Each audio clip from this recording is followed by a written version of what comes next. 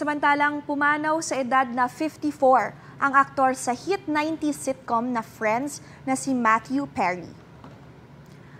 Ayon sa isang American tabloid news organization, natagpuang wala ng buhay si Perry sa jacuzzi sa kanyang bahay sa Los Angeles, California.